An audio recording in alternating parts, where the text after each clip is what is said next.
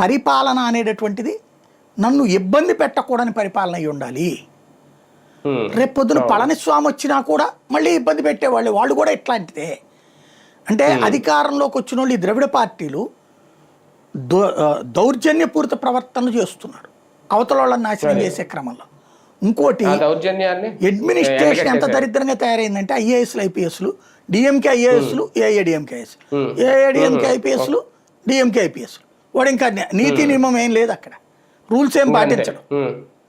ఆ పార్టీ అధికారంలో ఉంటే వీళ్ళ మనుషులు పక్క వెళ్ళిపోతారు, వీళ్ళ పార్టీ అధికారంలో వాళ్ళ మనుషులు. ఈ 49 ఏళ్ళు ఈ దరిద్రం పతాక స్థాయికి చేరింది అక్కడ. చివరికి అదంతా అసహ్యం వేసేసింది పబ్లిక్.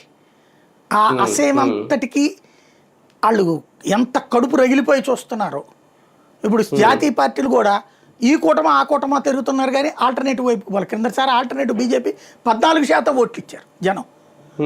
వాళ్ళు వెళ్ళి ఏఐడిఎంకేలో తిరిగి నాశనం చేసుకున్నారు. అది ఇప్పుడు 2% పడిపోయారు. సార్ వాస్తవానికి తమిళనాడులో కూడా సంక్షేమ కార్యక్రమాల ఎఫెక్ట్ బాగానే ఉంటుందండి. ఎందుకంటే అక్కడ కూడా ఉచిత బస్సు ఓకే బాగానే వర్కౌట్ అయింది. ఇంకా మిగిలిన పథకాలు కూడా ఇప్పుడు అమ్మ క్యాంటీన్ లాంటివి కంటిన్యూ చేశారు, తీసేయలేదు స్టాలిన్, ఇలాగ కొంచెం వరకు ఓకే అదే మనకు గెలిపించింది అనేది. అయితే సంక్షేమం మీద విజయ్ కూడా భారీగానే దృష్టి పెట్టారు. పెళ్లి కాని యువతులకి 8 గ్రాముల బంగారం ఇస్తారు.